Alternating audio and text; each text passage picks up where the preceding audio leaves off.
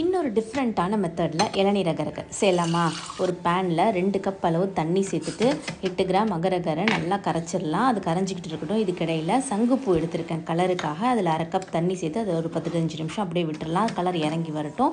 இப்போ அகரகர் நல்லா கரைஞ்சிருச்சு. இதில் சுகர் சேர்த்துட்டு சுகரையும் நல்லா கரைச்சிட்டு ஒரு பிஞ்சளவு உப்பும் சேர்த்துக்கோங்க. பூலேருந்து நல்லா கலர் இறங்கிருச்சு. இதை வடிகட்டி அதில் சேர்த்துடலாம். இப்போ இதை நல்லா மிக்ஸ் பண்ணிவிட்டு ஸ்டவ் ஆஃப் பண்ணிவிட்டு 2 கப் இளநியை அதில் சேர்த்துட்றேன். சேர்த்தோடனே பார்த்தீங்கன்னா அப்படியே கலர் மாறிடும். அதை நல்லா மிக்ஸ் பண்ணிவிட்டு ஒரு கிளாஸ் ட்ரே எடுத்திருக்கேன். அதில் இளநியோட தேங்காவை சின்ன சின்னதாக கட் பண்ணி எடுத்திருக்கேன். அதை எந்த ட்ரேயில் நம்ம செட் பண்ண போகிறோமோ அதில் சேர்த்துட்டு அகரகரையும் அதில் சேர்த்துட்றேன். எல்லா இடத்துலையும் இந்த தேங்காய் படுற மாதிரி ஸ்ப்ரெட் பண்ணிவிட்டு இதை அப்படியே 3 மணி நேரம் ஃப்ரிட்ஜில் வச்சு செட் பண்ணிடலாம். 3 மணி நேரத்துக்கு பிறகு எடுத்து பார்த்தீங்கன்னா பர்ஃபெக்டாக செட் ஆகி வந்திருக்கும். கட் பண்ணி சர்வ் பண்ண வேண்டியது தான். இளநீ அந்த பூவோட ஃப்ளேவர், அந்த தேங்காயோட க்ரன்ச்சினஸோட சூப்பராக இருக்கும். நீங்கள் இது செம்பருத்தி பூவில் கூட ட்ரை பண்ணலாம். ட்ரை பண்ணி பார்த்துட்டு எப்படி இருந்துச்சுன்னு கமெண்ட் பண்ணுங்கள். தேங்க்யூ.